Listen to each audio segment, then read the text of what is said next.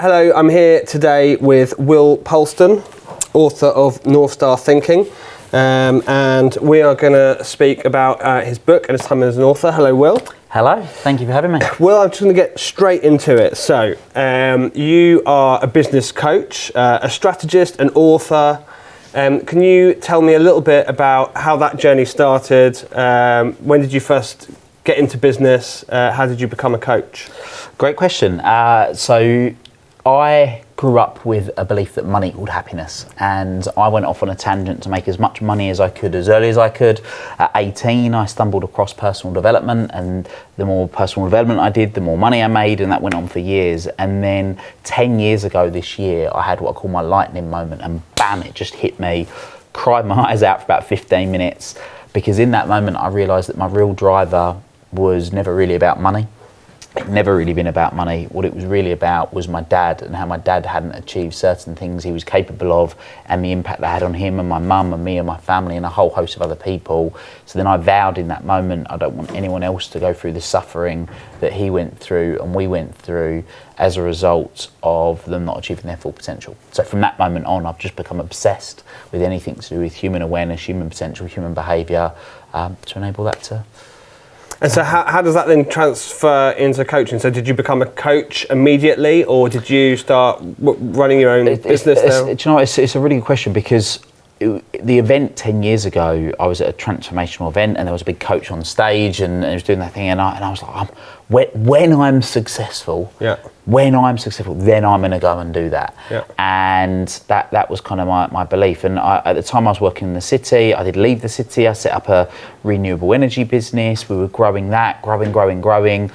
We had 85 staff. So you were always in business? Well, no, I wasn't. I worked as a broker. I ran a division of a stock brokerage. Right. And I kind of had this big realisation, but I did leave that and set up this business. And then, we had 85 staff, growing. Government changed legislation, killed that business pretty much overnight. And that was when I just realised that I'm still chasing the money. I'm still not doing the thing that I would absolutely love to do.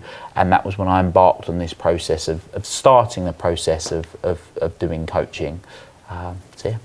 So then I guess you realised that, your mindset is key. And so then that's how you obviously got into coaching, like you said. So where does the North Star come from? North Star Thinking, where did you get the name, and what does it mean, and how did you get to it, if you like? Yeah, great question. So my thing growing up was that I always wanted, there was always something I wanted, whether it was when I was really young and I was 13, 14, it might have been the pairs of trainers that I wanted to get for myself, or it was the electric scooters and petrol scooters, and then it was the cars, and then it was the watches, and then it was the hat, and it was always this, when I get X, then I'll be successful. When I get Y, then I'll be okay. When I get that, then I'll be complete. It was always this when. And then, I've studied even from a really young age. I've sort of, my own self-taught blueprint is I look at people that are doing things that I want to do, or have things that I want to have, and I would learn from them, right? And I become obsessed with, well, if one person's doing this and one person's doing that, and they've got on the face of it what seems the same, what's the difference? And I just kind of realised it was what was in between the years. And because you talk in the book a bit about once I do this, then I'll have that, and then I'll become something. So that's be, do, have. Yeah. So the thing around it was, well, I call it when then syndrome. So when this happens, then I'll be. When this happens, and it just leads to constant unfulfillment. Because even if you achieve those goals a few times, whatever the goal might be, you get there and realise, well, now I need something else, or now I want this, and it's just constantly living in an unfulfilled life. So most people go through their life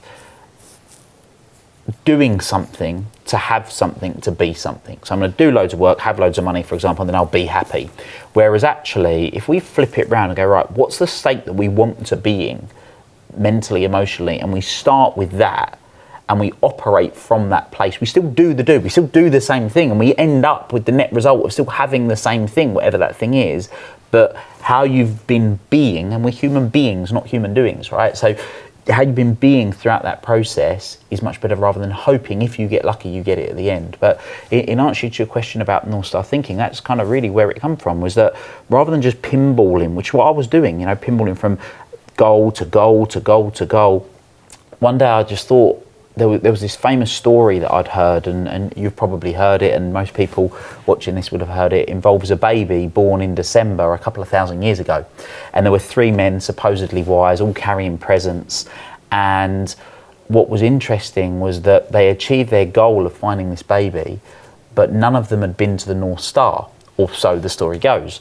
And that was when it just dawned on me, was actually, if you just have this goal that's so big in life that you never achieve it, but you use it as the guiding light, then you can actually detach from the outcome, and you can focus on the process, and you can get your fulfillment every day from the process of the mission that you're on. And that's really where it comes from. And I talk in the book about having a mission in life that's the equivalent of trying to empty the sea with a spoon, and that's really what a North Star is. A North Star actually isn't the destination as such, albeit it can be a very, very big destination, but it's actually falling in love with that process, so that every single day you're doing the thing that fills you up. Having accepted, I guess, that it's okay that you might never get there. Exactly that, yeah.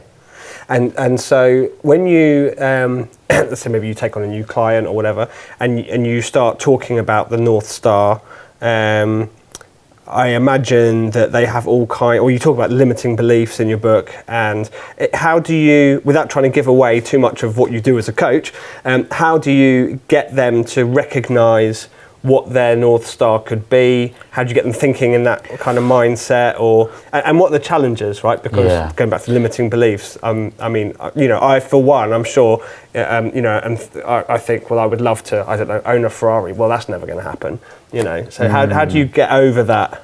It's again a great question. I think it was 2 questions, wasn't it? There's the first piece. I mean, look, I'm happy to give away any bit of knowledge. And that was one of the things for me in the book, is that I wanted to ensure that people could read the book from start to finish, and this is the key, if they do the exercises, it's transformational. For me, this book is about transformation, not information. We want that transformation. That's only going to happen if people are willing to do something different. If you always do what you've always done, you'll always get what you've always got. So the way that people identify it is, there's a few different ways. So first of all, it's thinking about, there's a few questions that can start to elicit it, but for one of them is, if you knew that you couldn't fail, what would you be doing? So that starts that process. If you had all the money in the world, what would you be doing? And we can start to see, is there a congruence between what you're currently doing and what you're not doing? We were speaking just before we went on air, and we were saying that there's this big disconnect at the moment in the workforce, and so many people are unhappy. It's because, in my opinion, the majority of people are not doing what they want to do. They're doing what they feel they need to do, and there's a big difference. But do you think that a lot of people, or do a lot of people that you speak to, have an idea of what they would like to do if they didn't have to do what they're doing? I think people have a clearer idea than they tell themselves a lot of times. I don't know what I'll do. Yeah. Well, when we say we don't know, if I said, right, well, do you want to go and cut the grass, or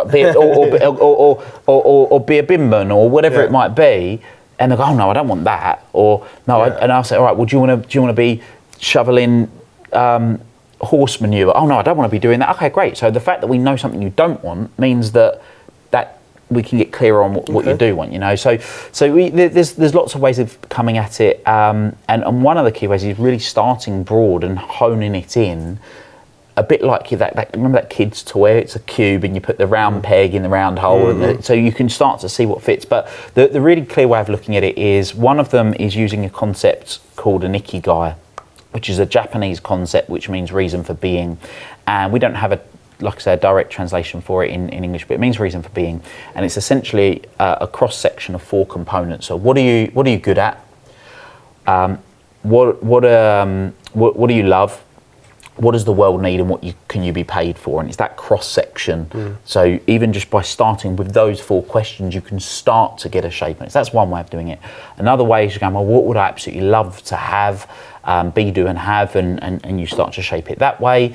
Another way of doing it, which I find is a slightly more advanced version, but very powerful, is we can actually look backwards And normally there's an event before the ages of 18 for most people that is highly emotional, and it's that acts as a trigger event. Like the situation for me when I was a kid growing up and seeing the situation with my dad is the driving force now, because I don't want other people to go through the suffering that he went through and we went through. So we can come at it from a few different angles.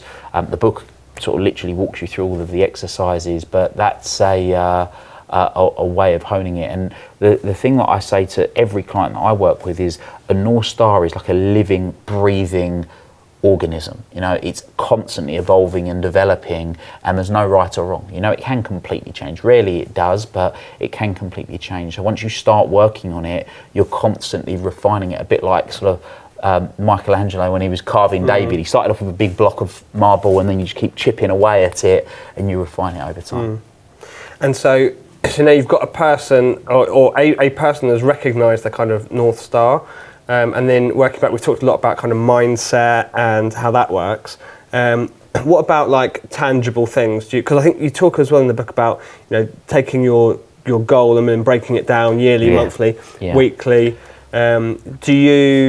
You know, is it useful for people to kind of measure and track and all that kind of stuff, or you, like I said, you're very much about mindset as well? So absolutely. I mean, for me, I've studied loads of different modalities. You know, going right back to Hermetic wisdom and Stoicism and elements of quantum physics and metaphysics, and right up to sort of more newer age stuff like neurolinguistic programming and a whole bunch of different stuff. And what I've realised is that actually it comes down to three things as a framework: having absolute clarity, taking intelligent action, and having active accountability. So the idea, once you've got this big goal that you might accept you're never going to achieve, you can still reverse engineer from that and have your 10-year, 5-year, 3-year, 1-year, 90-day milestones, which then would be your sort of more typically known SMART goals, you know, specific, measurable, achievable, relevant, and time-bound.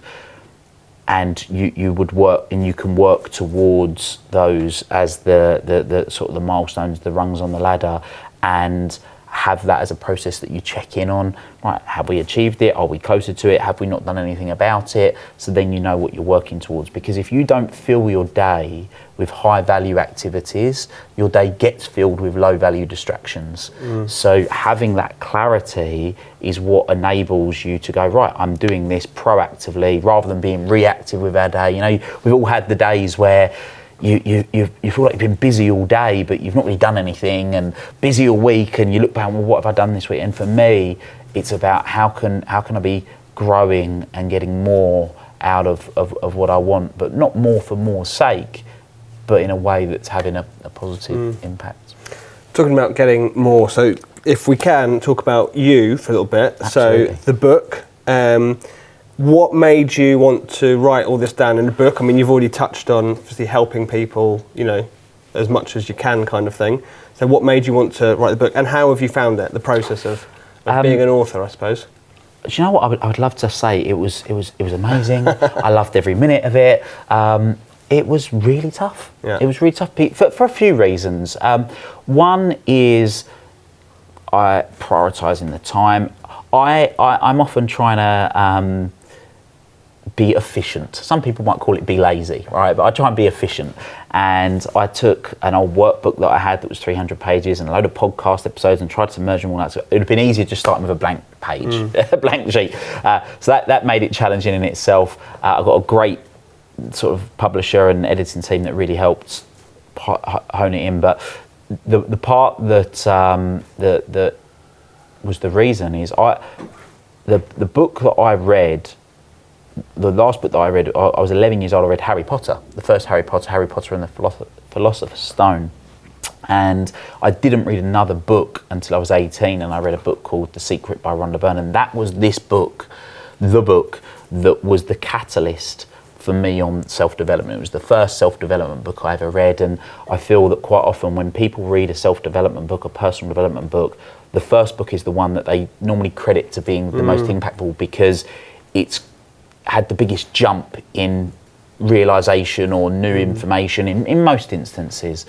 And I wanted to bring together the various different principles and things that I've learned over the years with my spin and put it into a resource that could give people more exposure. You know, I'm very mindful that money is a factor that for many people stops them from doing certain things, and I wanted to be able to have something that somebody could buy, invest in for a relatively small investment and get a big return on it without having to do the training programs, without having to do the coaching, and that would enable that to happen. And I think that information these days, we've got phenomenal YouTube and podcasts and all these different resources, but a lot of the time it comes back to books. So that was the thing for me. It's interesting because we hadn't talked about The Secret, and I asked you earlier about, you know, kind of tangible, actionable, measurable, and I always feel like The Secret is none of those things. So actually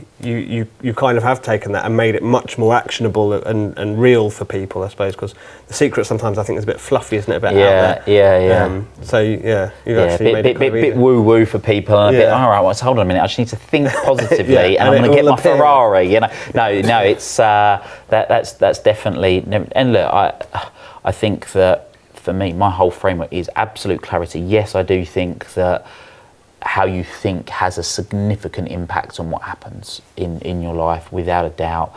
And I think that, but the intelligent action part is key. And active accountability. You know, I think that when we go out and we pursue something in life, if we don't have accountability, we're less likely to do it. You know, when we've all been conditioned to be accountable. When we were born, we're accountable to our parents. We go to school, we're accountable to our teachers. We go to work, we're accountable to our boss. Then we go into the big wide world and we wonder why stuff doesn't happen. It's because we don't have accountability.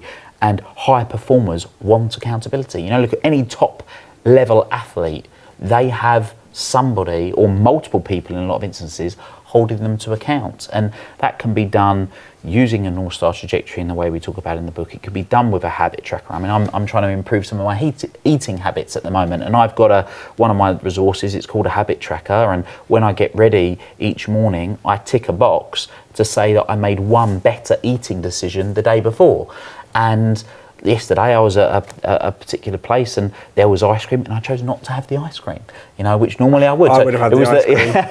And it was some amazing flavours as well, so I'm really proud of myself. But but now what's happened is I now don't want to break that. I call it streaking.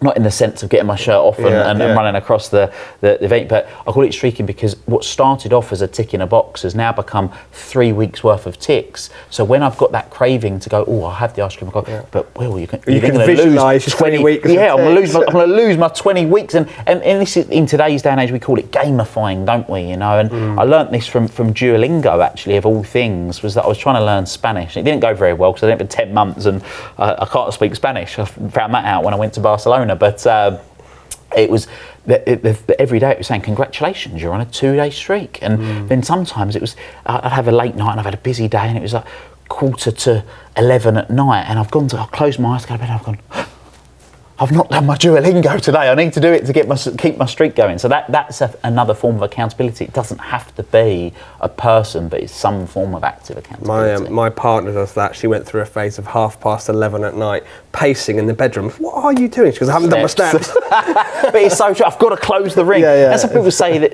People say, oh, it's so obsessive. Well, I can see how people can say that, but actually, if we remember what the intent is the steps because I want to stay healthy, I want to stay mobile, I want to, whatever it is, then it can be positive for sure. I have one last question now, and I suspect we all know the answer to this anyway, but what is your North Star?